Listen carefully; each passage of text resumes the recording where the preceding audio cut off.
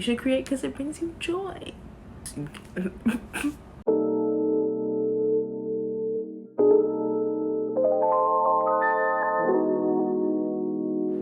Hey guys, it's Rachel. Welcome to my channel.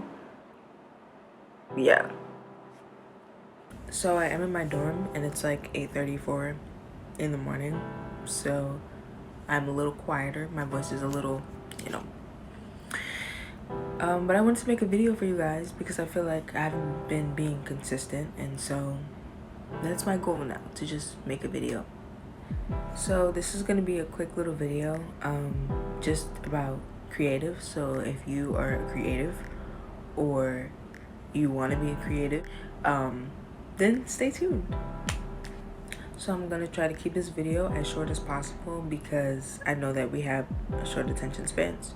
So I'm gonna really try to like pack it all in. I don't know what this was, but it's gonna have to get for this video.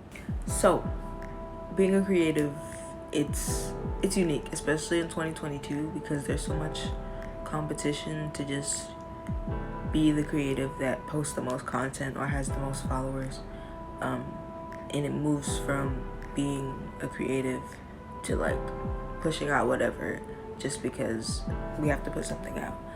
And being a Christian creative all the more is like, it's really hard because we try to find a way to engage people while still sticking to biblical truth, which, it comes from God, but like sometimes we like to rush the process because we feel like we have to push things out. So just 3 things that I wanted to touch on in this video. So the first thing is to stay authentic.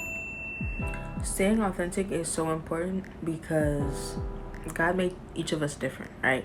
And so if we try to live outside of our identity or like live outside of who we are, then it kind of defeats the purpose of God making us different. Like we might as well be somebody else if we're gonna act like somebody else, So it's really important that we stay authentic because we're designed for the area that God is placing us in. And it's just really important that we live in our identity so other people know how to embrace their own. So I'm just going to touch on this a little bit, but comparison is something that we all struggle with. We all struggle with comparing ourselves to other people and comparing our art, comparing our process. But comparison poisons the seed. So it really just makes our mindset toxic about creation, and it moves from being creative to being the best. It's really important to make sure that we don't compare. And in addition to that, it's also important to make sure that we work what we have. And I was reading a story in the Bible a few weeks ago that was talking about the men with the talents. And if you've never heard of it, I'm going to put the verse somewhere. But it's about a master who's like leaving to go somewhere. And so he gives his servants talents. And so one servant got 5, another servant got 2, and another one only received 1. And so the servants that got 5 and 2 basically put their talents to work and were able to double it. But the person that had 1 was afraid and hid it. And so when the master came back, he basically was affirming, the ones that received 5 and 2 because they sold their things or they used their talents and they were able to double it, versus the person with 1 who hid it. He basically reprimanded him and said that he shouldn't just keep those things to himself out of fear. Like he shouldn't just refuse to invest, refuse to sow just because he's afraid of losing it, because that's not the mindset that God wants us to have. In that way, honestly, I feel like working out of the mindset that you're gonna lose something or being afraid of losing things is like, I don't want to say it's a mindset of like loss, but it is living in fear. And the Bible calls us to be courageous and not to be afraid in any area. So stay authentic, because if you work what you have, then you'll just gain from that point. Well, yeah, you'll gain from that point, but like whatever it is that God desires for you to gain. So it may not be money immediately, and that's fine. So my second point is to work in your area of knowledge or wisdom. Personally, I just feel like you can't take anyone somewhere that you haven't been, and you can't teach somebody something that day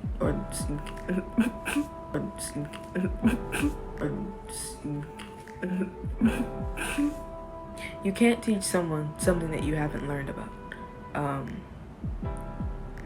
So that's why, number one, we have to study to show ourselves approved. Yeah, you can't teach what you haven't learned yourself. I've seen people try to teach what they haven't learned and it doesn't work.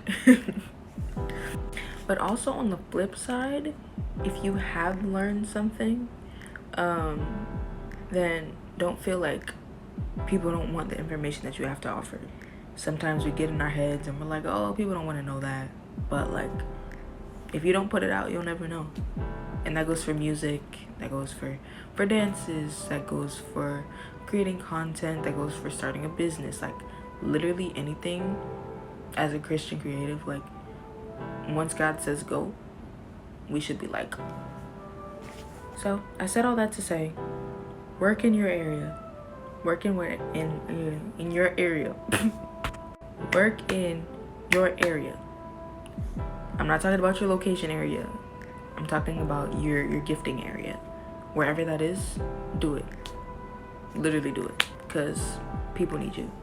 Like, actually. Also, can y'all hear the alarm? Morning, Remy. So this is my last and final tip for being a Christian creative. My last and final tip for being a Christian creative is to not forget the beauty of creating. Like, creating is a beautiful thing. I know I said that just now because, like, it's beautiful. Isn't he beautiful? By the way, if y'all have never heard that song, like, y'all should go check it out. Real talk. No, but, like, don't forget the beauty of creating. Like, God literally modeled for us in the beginning how beautiful the process of creating is.